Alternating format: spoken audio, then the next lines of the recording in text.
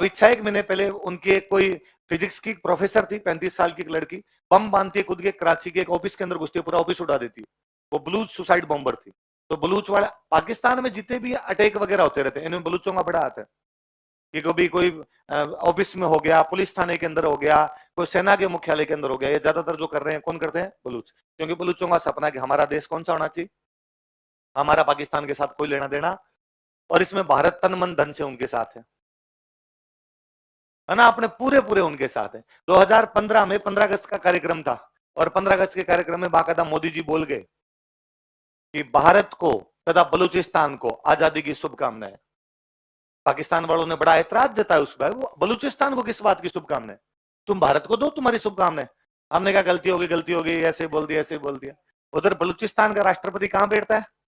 उसने हाथों हाथ ट्वीट किया, भारत के यशस्वी तेजस्वी प्रधानमंत्री नरेंद्र भाई दामोदर भाई मोदी को समस्त बलूचिस्तानियों की तरफ से हृदय के अनंतिम गहराइयों से हार्दिक शुभकामनाएं।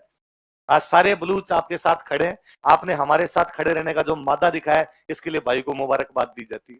तो मतलब बलूच बड़े राजी हुए कि नहीं, भारत अपने साथ, और है अपने ढंग से साथ है। उनको जो मिसाइल विसाइल चाहिए होती है ना, कोई उनको धन की आवश्यकता पड़ती है, कुछ भी पड़ती है, तो हम पूरा उनको सुविधा उपलब्ध करवाते हैं, और हम कर लेंगे। बलूचिस्तान को आजाद करवाना हमारा सपना, इंशाअल्लाह एक दिन हमारा सपना पूरा होगा, है ना। होना ही चाहिए जी, जो देश खुद आजाद होना चाहता है वो किसी की गुलामी के अंदर रहना नहीं चाहिए। हम खुद अंग्रेजों की गुलामी भोगे हैं, तो हम समझते हैं कि गुलामी क्या चीज होती है, इसलिए बलूचिस्तान को क्या करवाना अपने आजाद। और मैं चाहता हूं अपने जीवन काल में देख लें तो इससे अच्छा कुछ भी नहीं होगा। एक बलूचिस्तान पे हमला किया, पूरा का पूरा खा गया पाकिस्तान। एक हमला पाकिस्तान करता है कश्मीर, कहां पे करता है? कश्मीर का इश्यू यह था कि कश्मीर जब भारत पाकिस्तान बन रहे थे, कश्मीर में अपने राजा थे हरि सिंह। कौन राजा थे? उन्होंने कहा कश्मीर न तो मिलेगा भारत में, न मिलेगा, हम अलग हमारा देश बनाएंगे, स्टेट अलग ही होगा।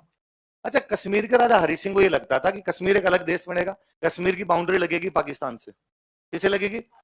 ऊपर से लग रही थी अफगानिस्तान, ऊपर से लग रही थी रसिया। जब ये उज्बेकिस्तान, तजाकिस्तान, तुर्कमेनिस्तान नहीं थे, तो रसिया की बाउंड्री भी उधर से लगती।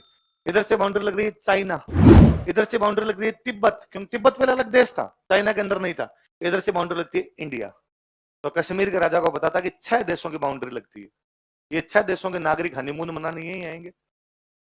भाई पास में इनके तो हिल स्टेशन यही है पूरा। भाई आज जो स्विट्जरलैंड है उसकी इकोनॉमी का सोर्स क्या? केवल टूरिज्म। और उनके पास क्या, छोटा सा देश है एकदम, पर टूरिज्म के दम पर पूरी दुनिया पे राज कर रहा है। बाकायदा यश चोपड़ा को स्विस गवर्नमेंट ने पैसे दिए कि तू हमारे यहाँ फिल्में बना, यहाँ की लोकेशन दिखा। फिर उधर शाहरुख खान को दिखाया, कुछ कुछ होता है, दिल वाले दुल्हनिया ले जाएंगे, अपने वालों ने देखा, अपने वालों लगा रहा। उधर यदि घास के मैदान में ये पोज किया जाए तो मजा ज्यादा आता है। इसलिए हनीमून मनाने अपने वाले सारे कहां जाने लगे? स्विट्जरलैंड जाने लगे। तो यश चोपड़ा को अवार्ड दिए हुए, यश चोपड़ा को, शाहरुख खान को, स्विस गवर्नमेंट के, जैसे अपने भारत रत्न होता है, उनके जो अवार्ड है वो इन सबको मिले हुए, कि वहां की टूरिज्म को चमकाने वाले यही लोग हैं। इन्होंने फिल्मों की शूटिंग, उन्होंने कहा तुम तो फिल्म की शूटिंग करो, फ्री करो यहाँ पे आके, और क्या चाहिए? अच्छी लोकेशन, शूटिंग फ्री के अंदर हो रही है, और शूटिंग के माध्यम से कितने लोगों को स्विट्जरलैंड दिखा गए बोलो। अब बाद में सबको लगता है कि नहीं, एक बार इधर तो वैसा है ना, दुनिया में यदि कहीं स्वर्ग है तो यही है, यही है, यही है। ये कश्मीर अपना उनसे ज्यादा सुंदर है। स्विट्जरलैंड ये कुछ ही नहीं लगता कश्मीर के आगे। वहां केवल स्विट्जरलैंड में केवल ग्रीनरी है, अपने यहाँ पहाड़ वाला, ग्रीनरी वाली चीजें, बर्फ, झीलें, जो जो हो सकता है वो कश्मीर। कश्मीर वाकई स्वर्ग है। अमीर खुसरो की ये जो लाइनें थी कि घर फिर दोस्त बर्रू है जमी अस्त हम ही अस्त हम ही अस्त हम ही अस्त, यदि धरती पर कहीं स्वर्ग है तो यही है, यही है, यही। ये कश्मीर के बारे में, और वाकई वो स्वर्ग है। तो हरि सिंह जी के दिमाग में था कि अपना स्वर्ग है, इस स्वर्ग में सारे टूरिज्म के लिए आएंगे, फिर अपने अखरोट होता है, अपने सेब होता है, अपने केसर होती है, अपनी इकोनॉमी चल जाएगी, अपने किसी भी देश में जाने की आवश्यकता। लेकिन जैसे ही उधर पाकिस्तान बना, पाकिस्तान ने कश्मीर पे अटैक किया, पाकिस्तान ने कश्मीर पे अटैक किया। हरि सिंह जी का कोई बात नहीं, अपनी सेना जाएगी और जाके पाकिस्तान से लड़ेगी। कश्मीर की सेना जब पाकिस्तान से लड़ने के लिए गई तो कश्मीर की सेना पाकिस्तान से मिल गई। तो हरि सिंह जी की समझ में आ गई कि पार नहीं पड़ेगी। अब वो सेना कश्मीर वाली भी पाकिस्तान में मिली, पाकिस्तान की सेना थी वो आधे कश्मीर पे कब्जा कर गए, आधे कश्मीर तक आ गए। आधे कश्मीर तक आ गए तो हरि सिंह जी को लगा पार पड़ेगी नहीं, अपनी सेना तो पार पड़ेगी नहीं। तो हरि सिंह भाग के नेहरू जी के पास, उन्होंने नेहरू जी को आगे, भाई नेहरू जी पड़ोसी यार सहायता करो। नेहरू जी का नाना, पड़ोसी तो खूब सारे हैं, किस किस की सहायता करें, हमारा क्या लेना देना तुमसे, तुम आजाद देश हो, तुम विलय करो तो सहायता करे। हरि सिंह ने कागज लाओ, फटाफट कागज लाओ। हरि सिंह ने किए साइन कि मैं कश्मीर का विलय किस में करता हूं, भारत में। नेहरू जी ने हाथों हाथ इंडियन आर्मी उतर के जाओ रे लड़ो अपने जाके। इंडियन आर्मी गई, इंडियन आर्मी मान लो पाकिस्तान की सेना इधर से आगे आ रही है, यहां तक आ रही है पाकिस्तान सेना, इंडियन आर्मी गई, उसने जाके यहीं रोक दिया। अब नेहरू जी को पूछा अब क्या करें, तो नेहरू जी ने कहा रुक जाओ, जितने में अपने केवल रोकना, उनको रोक दो। रोक दिया है। सेना ने कहा यहां से आगे बढ़ के निकाल देते हैं इनको बाहर, कि नहीं अब अपने यूएनओ से फैसला करवाएंगे। किसे करवाएंगे, क्यों लड़े फालतू में, क्यों खून बहाएं। यूएनओ का मतलब ही क्या है, दो देशों के बीच में समाधान करना, इसलिए अपने मामला कहां लेके जाएंगे, यूएन। हम गड़बड़ी यही करके हम यूएनओ के पास गए, हमने यूएनओ को जाकर भाई यूएनओ ये कश्मीर पूरा का पूरा हमारे में विलय है। भाई जब कश्मीर प्लॉट का मालिक कह रहा है मैंने प्लॉट आपको दे दिया, तो पूरा प्लॉट अपना। कश्मीर के राजा हरि सिंह करे मैंने पूरा का पूरा कश्मीर किसको दे दिया, भारत को, तो पूरा कश्मीर अपना। तो हमने कहा भाई डॉक्यूमेंट हमारे पास है पूरे कश्मीर के, और ये भाई आप तो हमें दिलवाओ पूरा। यूएनओ तब नया नया बना था, तब वहां एक समस्या थी दूसरी, वहां सोच ये थी कि जो लोग जहां रहने चाहते हैं उनको वहां रहने दिया जाए, लोगों से पूछा जाए, पब्लिक से पूछा जाए कौन कहां रहना चाहते हैं। तो यूएनओ ने कहा कश्मीर में जनमत संग्रह करवाएंगे। क्या करवाएंगे, रेफरेंडम करवाएंगे, जनता से पूछेंगे इधर इंडिया और पाकिस्तान, क्या आप भारत में रहना चाहते हैं या क्या आप पाकिस्तान जाना चाहते हैं। नेहरू जी जानते थे कि जनमत संग्रह होते ही सब पाकिस्तान बोल जाएंगे, इसलिए नेहरू जी का मन ही खेल रहा। और हमने कहा यूएनओ में मामला है ही नहीं, अब हमारा द्विपक्षीय मामला है। कैसा मामला है, बाइलेटरल है, हम आपस में सुलझा लेंगे। इस मामले में यह हुआ कि पाकिस्तान जितनी दूर आ गया उसको हम बोलते हैं पीओके। क्या बोलते हैं, हम कहते हैं पाकिस्तान ने कब्जा कर रखा, पाक ऑक्यूपाइड कश्मीर। पाकिस्तान कह रहा है कि भारत ने कब्जा कर रखा है, वो अपने वाले को बोलता है आईओके। इंडिया ऑक्यूपाइड कश्मीर, अपने उसको क्या बोलते हैं, किसी भी तरीके से सिद्धांत तय व्यवहार तय पूरा कश्मीर अपना है। भाई मैं सिंपल सा कहता हूं, यदि किसी आदमी ने आपको प्लॉट पूरा बेच दिया तो ये आपकी ड्यूटी बनती है कि यदि उसमें गुंडे आगे निकालो, उन गुंडों से प्लॉट खाली करवाओ। अपने पूरे प्लॉट के रुपए दिए भाई साहब, पूरा प्लॉट लिया तो गुंडों को पीट के निकालो और अपना प्लॉट होना चाहिए। पर वो मामला अभी अदर झूल के अंदर है। मुझे लगता है बलूचिस्तान वाला सपना पूरा होना हो, पर ये होगा मुझे लगता है साल भर के अंदर ही होगा, साल भर के अंदर अपने इधर बड़ा होगा। पता नहीं क्यों मुझे भयंकर गट फील आता है कई बार कि मैं रात को सोता हूं कि मैं सुबह जैसे ही उठूंगा और लगेगा पीओके अपना है। और गेंडा स्वामी को देखते हुए लगता भी है कि भाई कर जाएगा, है ना। जिस प्रकार से भाई ने संसद में कहा था कि जान दे देंगे जान कोई द्विपक्षीय मामला नहीं हमारा है, हम लेंगे वापस। अभी उस पीओके वाले कश्मीर में पाकिस्तान, भाई पाकिस्तान आजकल मंगते की स्थिति में भयंकर, है ना, आटा ही नहीं है, हालत ये आटा आटा नहीं है उनके पास में आजकल। तो अभी वो जावेद मियांदाद जो पाकिस्तान का फॉर्मर कैप्टन था, उसने अभी स्टेटमेंट दिया कि भारत को पाकिस्तान में आके खेलना चाहिए। तो उसके नीचे किसी अपने वाले ने ट्वीट किया कि आटा साथ में लड़ा के दे दोगे मंग तो आ तो जाएंगे पर आटे वाले प्रबंध तो कर लो तुम, हम क्या करेंगे तुम्हारे यहाँ पर आके। तो वो आटे की हालत खराब हो रखी है उनके। तो अभी तो इन दिनों में आप अखबारों पे थोड़ा सा ध्यान देना, आजकल पीओके में डिस्टर्बेंस है और पीओके वाले कह रहे हैं हम पाकिस्तान से आजाद होंगे। भूखा मर रहा है, खुद तो भूखा मर रहा है, हमारे पे कब्जा कर रखा है, हमें भी भूखा मरेगा। तो हम वो कह रहे हैं कि अब हम पाकिस्तान के साथ नहीं रहेंगे, पाकिस्तान से क्या होंगे। भले कह रहे हैं 10 आदमियों पर स्टेटमेंट आ रहे हैं वहां से, कोई नेता बोल जाता है, कोई और बोल जाता है। ये सब अपनी बहुत अच्छी रणनीति है। ये पहले उधर से पंगे करवाने, उधर पंगे होंगे, वो कहेंगे हम पाकिस्तान से आजाद होंगे, पाकिस्तान से आजाद होंगे। पाकिस्तान उनके ऊपर कोई लाठीचार्ज टाइप करेगा, फायरिंग करेगा, वो लोग भाग के इंडिया की तरफ आएंगे, तब हम कहेंगे कि साहब दूसरे देश के नागरिक आ रहे हैं इसलिए हमें इंटरफेयर करना पड़ रहा है, हम घुसेंगे। ऐसा हमने बांग्लादेश में किया था, ऐसा हमने एग्जैक्टली बांग्लादेश में हमने यही किया था। बांग्लादेश आजाद हुआ नहीं, करवाया है। यदि बांग्लादेश की कभी गलत फहमी होगी, हम खुद आजाद हो गए, इतने डोल नहीं थे। वो टिक्का खान मार मार के लटका देता है इनको। पाकिस्तान का एक जनरल हुआ करता टिक्का खान, टिक्का खान को उतारा था। टिक्का खान पहले बलूचिस्तान गया था, बलूचिस्तान इतना कूटा उसने, इतना कूटा कि बलूचिस्तान वाले टिक्का खान को आज भी कसाई कहते हैं कि बलूचों का कसाई कौन था, कि टिक्का खान। तो टिक्का खान को इधर भेजा, तो जो बांग्लादेश जा रहा उसने इन बंगालियों को मारना शुरू किया। तो बंगाली भाग भाग के इंडिया की तरफ आने शुरू, तो हमने आर्मी उतारी, पूरी आर्मी उतार के भी टिक्का खानर सबको मार मुर के कब्जा किया था वहां पे। तो जैसे बांग्लादेश पे कब्जा किया था वैसा वैसा इधर कब्जा करेंगे। फिर कब्जा करके बांग्लादेश को तो हमने कह दिया था कि भाई इंडिपेंडेंट टेरिटरी है, इसको या तो मिला लेंगे या कई दिन ऐसा नाटक करेंगे इंडिपेंडेंट टेरिटरी पे धीरे धीरे मिलाएंगे, कुछ ना कुछ करेंगे, जैसे हमने सिक्किम के साथ किया था, है ना। ये अपने कई कांड किए हुए। मेरा इस स्टेटमेंट में कतई विश्वास नहीं कि भारत शांति प्रिय देश है। तो कहना यही है, हम शांति प्रिय हैं, पर होना भी नहीं चाहिए, शांति नहीं होनी चाहिए। युद्ध जरूरी है ताकि शांति बनी रहे। ये सब बकवास बातें हैं कि शांति से सभी मामलों के हल निकल जाते हैं ना। बिस्मार्क बहुत पहले कह के गया था, दुनिया की तमाम बड़ी समस्याओं का हल केवल और केवल युद्ध के मैदान में। और यदि शांति से बातें हल होती हो तो साहब कश्मीर से सेना हटा के देख लो, किसी भी बाउंड्री से सेना हटा के देख लो। आप और मैं यहाँ पे बैठ के खिलखिल हंसते रहते हैं, आप और मैं यहाँ पे निश्चिंत बैठे रहते हैं। 1 बजे आते हो, 7 बजे जाते हो, घर जाते हो, निश्चिंत जाते हो, घर ही पहुंचेंगे। ये केवल इसलिए क्योंकि आपकी सेना बाउंड्री पे है। जिस दिन सेना बाउंड्री पे नहीं होगी उस दिन पाकिस्तान इधर से नाश्ता करेगा पटियाला और चाइना इधर से नाश्ता करेगा आगे उत्तराखंड, सारे के सारे अंदर घुसेंगे। तो ये सब बकवास बातें हैं, शांति प्रिय होना चाहिए। कोई शांति नहीं, पूरी अशांति उत्पन्न करके रखनी। पड़ोसियों को जितना तंग कर सकते हो उतना तंग किया जाना। पड़ोसी तंग रहेंगे तो आप सुखी रहोगे, पड़ोसी सुखी है तो आप हमेशा क्या रहोगे। तो ये इसमें फंडेड टू बी क्लियर रहना चाहिए। तो पाकिस्तान एक अटैक करता है बलूचों पे, पूरा खा गया। पाकिस्तान एक अटैक करता है कश्मीर पे, आधा खा गया। पाकिस्तान एक अटैक करता है जैसलमेर, कहां करता है? उसने तीनों तरफ से कबीलाई भेजे थे अपने, कबीलाई वो जनजातियां हैं बॉर्डर के आसपास की, थी सेना ही उनकी, और उनको जनजातियों टाइप के कपड़े पहना के भेजे। एक तो मुझे ये भी कभी समझ नहीं आया कि पाकिस्तान की सेना की ड्रेस सलवार कमीज क्यों है। दुनिया की एकमात्र फौज जो सलवार पहनती है वो पाकिस्तान है। मेरे ये भी कभी नहीं समझ में आया कि पाकिस्तान के जितने जनरल्स की फोटो देखता हूं उनके मेडल है। उन्होंने 4 युद्ध लड़े हैं, भारत से लड़े हैं, चारों के अंदर वो हारे हैं, फिर मेडल कहां से आए? 3-4 जीते भी जो है भारत से, वे सारे के सारे हारे, मेडल कहां से लाए वो? तो मैं बताऊं उसका जवाब है मेरे पास, वो मेडल कहां से लाए। पाकिस्तान की सेना बाड़े पे जाती है ना, सऊदी अरब है, सऊदी अरब के पास खुद की सेना नहीं है।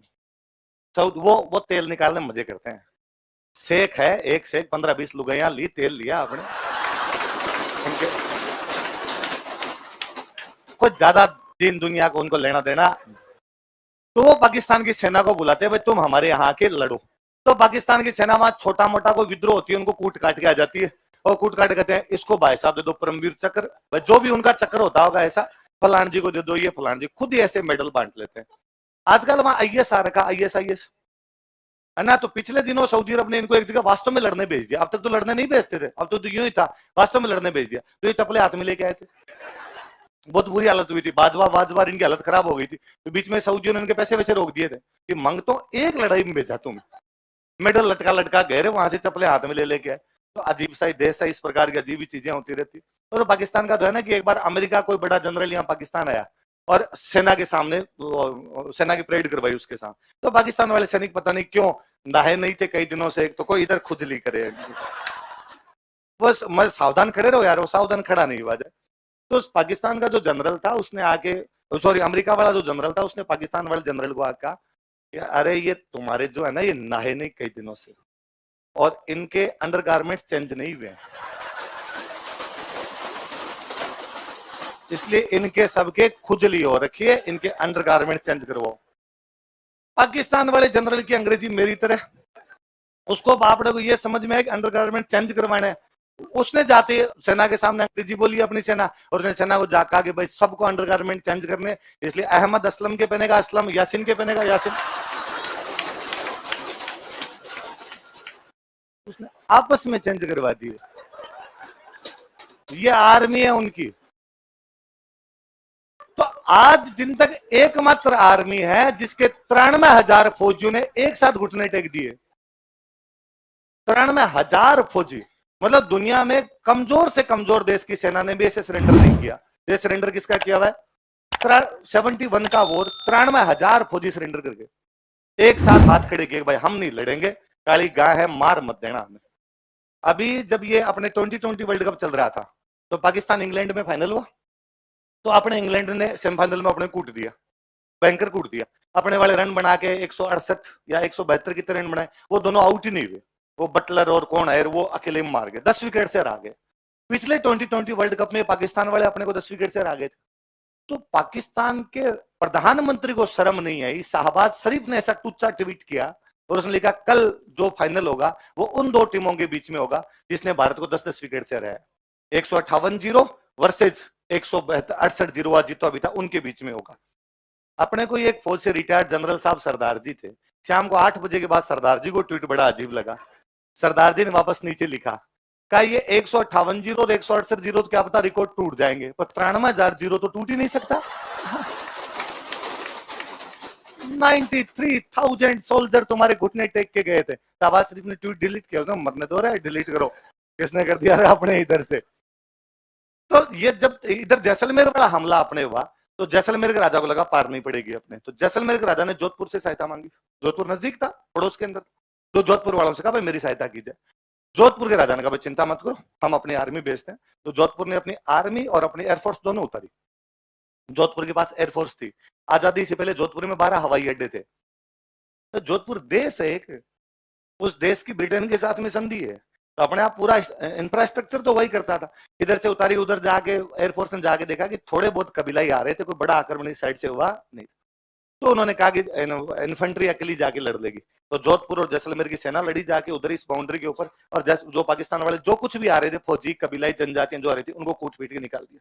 जैसलमेर के कई गांवों में उन्होंने कब्जा किया था, कई थानों के अंदर आग लगा दी थी, और कई फसलें वसलें उठा के ले गए थे, पशु चोर के ले गए थे, ऐसे थोड़े बहुत कांड कर लिए थे। पर कुल मिला के जैसलमेर को हमने सेफ कर लिया था।